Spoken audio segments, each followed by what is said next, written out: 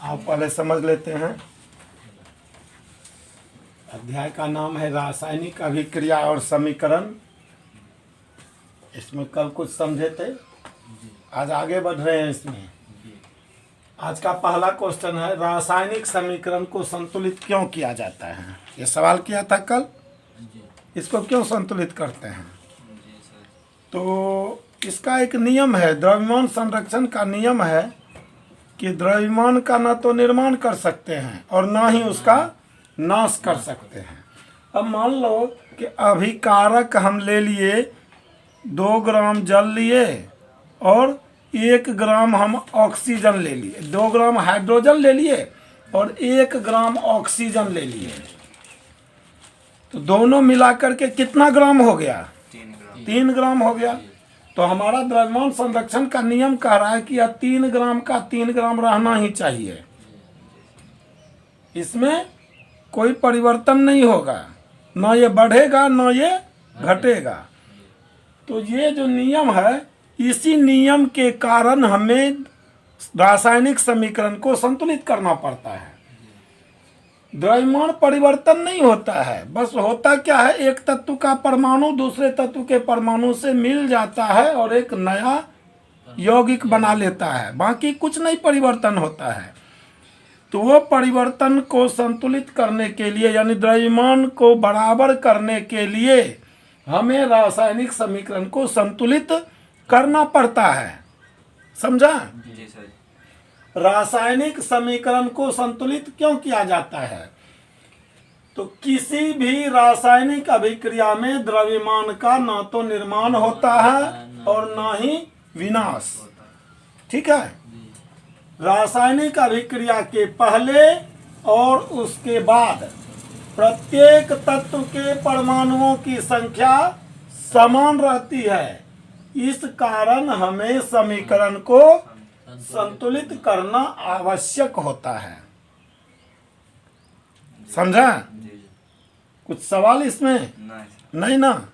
तो आगे फिर अगला प्रश्न है, रासायनिक समीकरण को संतुलित किस प्रकार संतुलित किया जाता है? अब हम ये तो जान गए कि संतुलित करना एकदम जरूरी है, संतुलित तो करना ही पड़ेगा। रसायन विज्ञान में असंतुलित समीकरण का कोई मतलब नहीं है। समीकरण को हर हालत में हमको संतुलित ही करना पड़ेगा। अब मान लो अगर असंतुलित समीकरण बन गया है तो उसको फिर हम संतुलित कैसे करेंगे? रासायनिक समीकरण को किस प्रकार संतुलित किया जाता है? तो इसके लिए एक साधारण नियम है हमारे पास, जिसे हम कहते हैं अनुमान द्वारा संतुलन विधि। क्या कहते हैं उसको? अनुमान द्वारा संतुलन विधि। इस विधि में हम क्या करते हैं, अभिकारक और प्रतिफल, अभिकारक और प्रतिफल समझ रहे हो ना? अभिकारक और प्रतिफल दोनों के तरफ हम तत्वों या सूत्रों के पहले एक गुणक का प्रयोग करते हैं। गुणक मतलब किसी संख्या से गुणा करते हैं। तो अब संख्या हमको चुनना पड़ता है, तो संख्या हम इस तरह से चुनेंगे, अपने मन से चुनना पड़ेगा और इस तरह से चुनेंगे कि दोनों तौर प्रत्येक तत्व की परमाणु समान हो जाए। ये हम अपने मन से इस तरह से चुनेंगे कि दोनों तरफ बराबर हो जाए। तब कैसे संतुलित करते हैं? रासायनिक समीकरण को किस प्रकार संतुलित किया जाता है? रासायनिक समीकरण को संतुलित करने की एक सरल विधि है, जिसे अनुमान द्वारा संतुलन विधि कहते हैं। इस विधि के अनुसार पदार्थों के संकेतों या सूत्रों के पहले आवश्यक गुणक का प्रयोग किया जाता है। गुणक इस प्रकार लेते हैं कि तीर चिन्ह के दोनों ओर प्रत्येक तत्व की परमाणु संख्या समान हो जाए। ठीक है? हम गुणक इस तरह से लेंगे कि दोनों ओर के परमाणु तत्व जो हैं या यौगिक जो हैं, उसके परमाणुओं की संख्या समान हो जाए। अब कौन सा संख्या लेना है, ये समीकरण के अनुसार हमको खुद सोचना पड़ेगा। समझा? कोई सवाल यहाँ नहीं ना? संकेत या सूत्रों के पहले गुणक। गुणक जैसे हम H2 दिए ना, जी तो H2 दिए तो उससे पहले यानी उसके बाईं तरफ कोई ऐसी संख्या लिख देंगे जिससे कि दोनों तरफ H2 का जो परमाणु है वह बराबर हो जाए। ठीक है, कोई सवाल और नहीं ना? नोट कीजिए।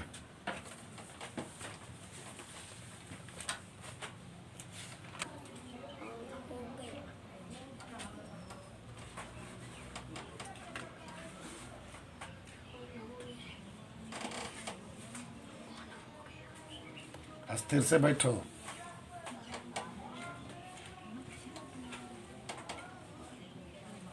यहाँ देखो, समीकरण को संतुलित कैसे करते हैं एक उदाहरण के द्वारा हम समझते हैं।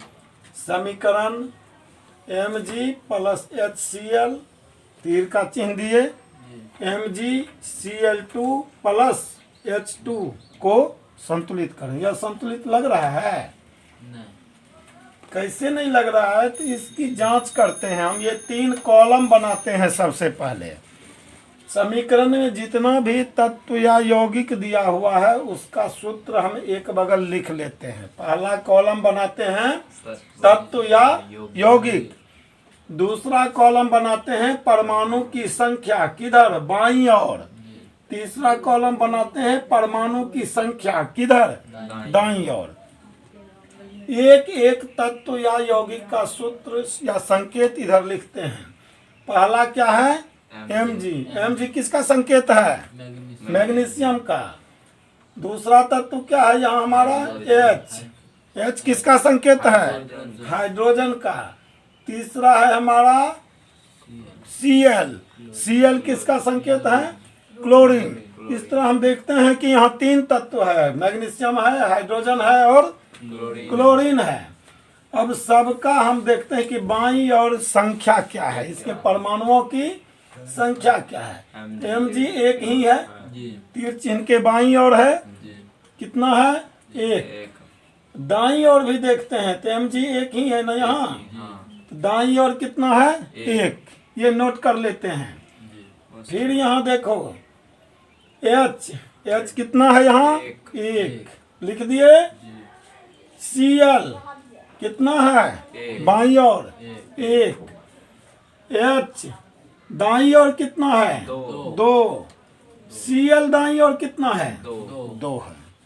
इस तरह से हम देखते हैं कि यहाँ देखो तो क्या हो रहा है, यहाँ हाइड्रोजन 1 है बाईं ओर, दाईं ओर 2 है।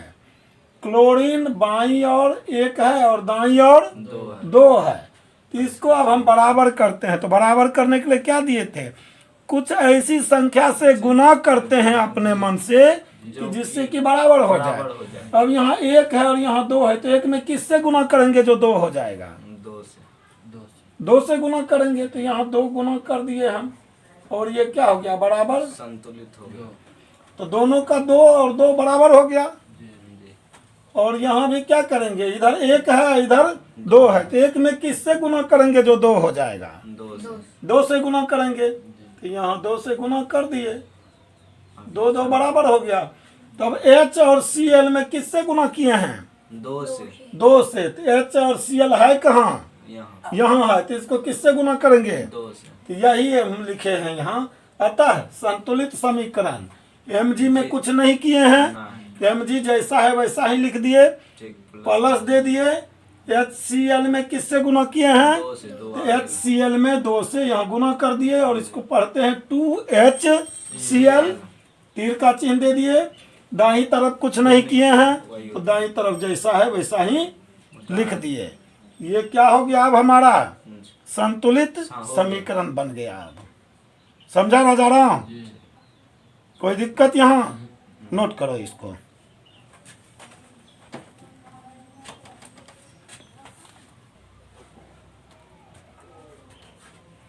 यहाँ देखो समीकरण हमारा दिया हुआ है AlCl3, नीचे नाम लिख दिए हैं एल्युमिनियम क्लोराइड। ये तुम लोगों को नाम लिखना है और याद भी रखना है। AlCl3 प्लस CaOH ब्रैकेट में दिया है इसलिए इसको होल ट्वाइस पढ़ते हैं। 2 को ट्वाइस, CaOH होल ट्वाइस। तीर का चिन्ह दिए, जी यहाँ इसको क्या पढ़ेंगे, ALOH whole thrice, ALOH whole thrice plus CaCl2, सबका नाम हम नीचे लिख दिए हैं। AlCl3 को aluminium chloride, CaOH whole twice को calcium hydroxide, AlOH whole thrice को एल्युमिनियम हाइड्रोक्साइड, CaCl2 को कैल्शियम क्लोराइड कहते हैं। इस समीकरण को संतुलित करना है। कैसे संतुलित करेंगे, इससे पहले भी हम उदाहरण दिए तो क्या करना था हमको, 3 कॉलम बना लेना है, 3 कॉलम बना लेना है।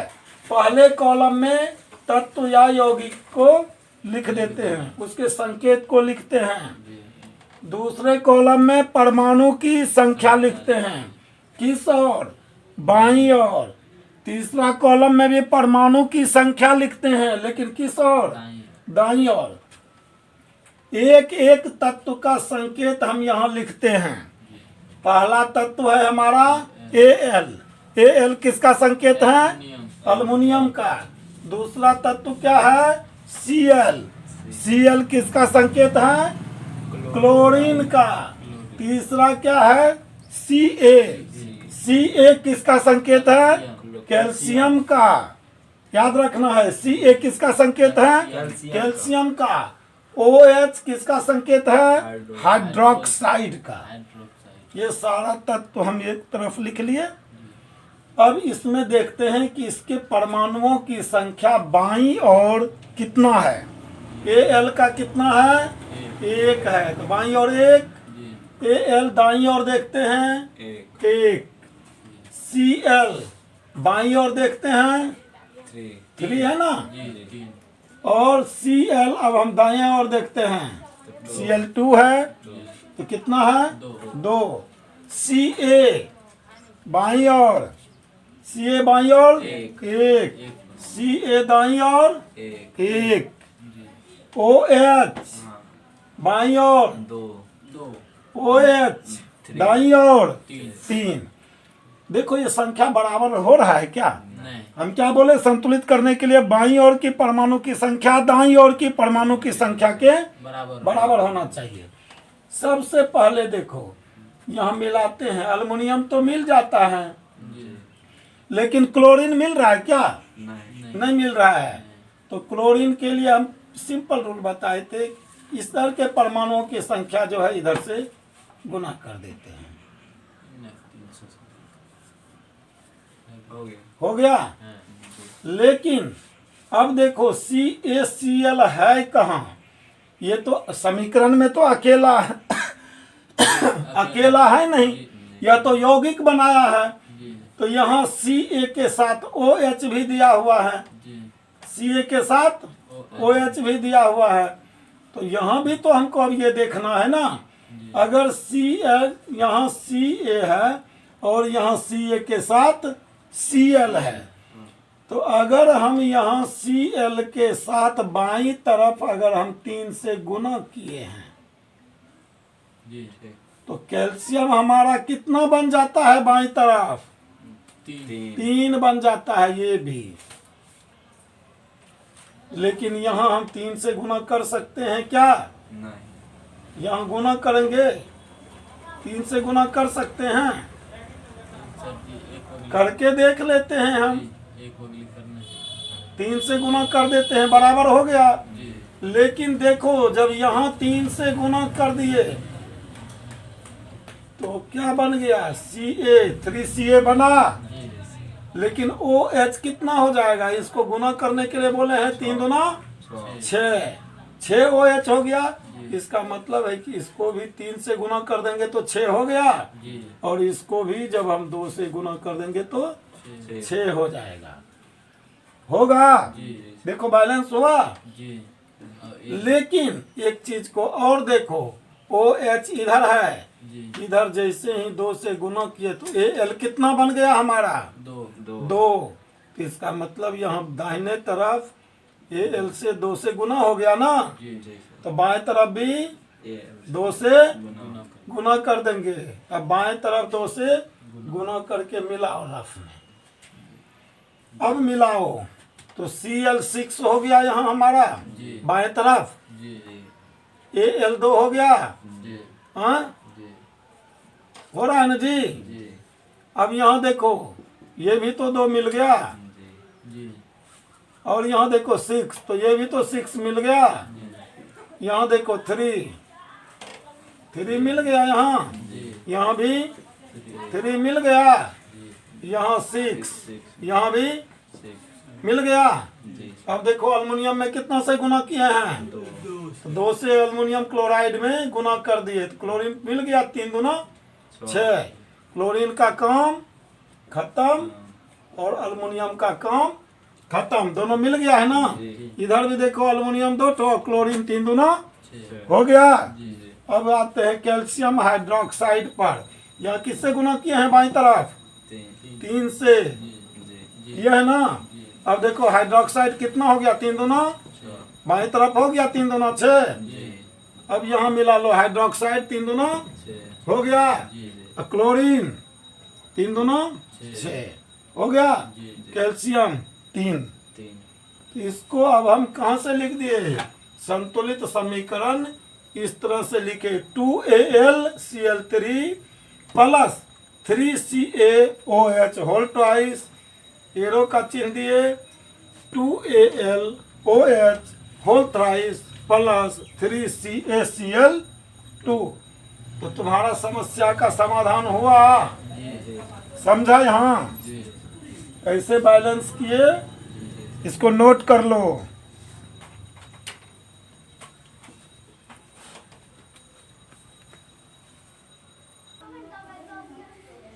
अब देखो आगे देखते हैं हम, अगला है हमारा समीकरण Fe प्लस H2O, तीर का चिन्ह दिए Fe3O4 प्लस H2 को संतुलित करें।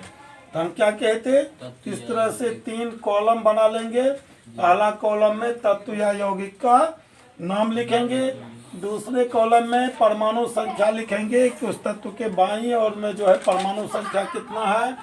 तीसरा कॉलम बनाएंगे परमाणु संख्या दाईं ओर। तो यहाँ अब हम देखते हैं कि पहला हमारा क्या है, Fe क्या है, लोहा या आयरन इसको कहते हैं। Fe क्या है, आयरन। फिर क्या है दूसरा तत्व H किसका संकेत है, हाइड्रोजन। तीसरा तत्व क्या है, O। तीनों तत्व को हम अलग अलग लिख लिए। अब इसमें परमाणु संख्या देखते हैं, पहला क्या है बाईं ओर, तो बाईं ओर Fe कितना है, Fe 1 है, पहले जो ओरिजिनल है वो लिख लो। Fe कितना है, 1। दाईं ओर कितना है, Fe 3। अब दूसरा देखते हैं H बाईं ओर कितना है, 2। दाईं ओर 2। फिर O देखते हैं, O बाईं ओर 1, दाईं ओर 4। बराबर है क्या, नहीं, इसको बराबर करना है। सबसे पहले देखो Fe यहाँ 3 है और यहाँ 1 इसको क्या कर दिए, 3 से गुना, बराबर हो गया। अब देखो यहाँ 3 से जैसे ही गुना करते हैं तो बराबर हो जाता है। अब देखो यहाँ 4 है, ऑक्सीजन पर आ जाओ, O पर, O 4 है और H यहाँ 2 है, तो H क्या है, बराबर है, लेकिन O बराबर नहीं है। लेकिन यहाँ H और O दोनों तो मिला हुआ है, यहाँ ये भी ध्यान रखना है H और O दोनों मिला हुआ है। अगर यहाँ 4 से गुना करते हैं तो ऑटोमेटिक यहाँ 4 से गुना हो जाता है, क्योंकि H और O दोनों तो अलग अलग है नहीं। यहाँ अगर हम 4 से O को गुना करते हैं तो H भी 4 से गुना हो जाएगा वहाँ। तो जब यहाँ H को 4 से गुना करते हैं तो यह क्या हो जाता है, 8 हो जाता है। तो फिर तो यहाँ भी 4 से हमको गुना करना पड़ेगा, तभी ना 8 होगा रे। तो अब देखो समीकरण में हम बैठाते हैं, ये गुना जो किए हैं इसको कैसे बैठाते हैं। Fe को 3 से गुना किए बाईं तरफ, Fe तो अलग है इसलिए इसको 3 से गुना कर दिए। अब देखो H और O मिला हुआ है, दोनों को किससे गुना किए हैं, 4 से, तो यहाँ 4 से H2O को गुना कर दिए। जी बाद में हम तीर का चिन्ह देते हैं। जी अब दाएं तरफ देखते हैं, Fe को तो कुछ नहीं है न किए हैं, नहीं तो Fe जहाँ है वहाँ कुछ नहीं करेंगे, जी नहीं किए तब भी हमारा मिल गया है यहाँ। जी लेकिन हम H2 को क्या किए हैं, H को क्या किए हैं, दाएं तरफ भी 4 से गुना गुना किए हैं, तो इसलिए दाएं तरफ भी 4 से गुना करके हम लिख दिए हैं। जी और संतुलित समीकरण हमारा बनता है 3Fe प्लस 4H2O तीर चिन्ह Fe3O4 प्लस 4H2, ये हो जाता है हमारा संतुलित संतुलित समीकरण। समझा? जी इसको नोट कर लो। अभी 2 दिन क्लास और चलेगा, रासायनिक समीकरण को संतुलित कैसे करेंगे, और उदाहरण हम कल देंगे। ठीक है, नोट कर लो इसको।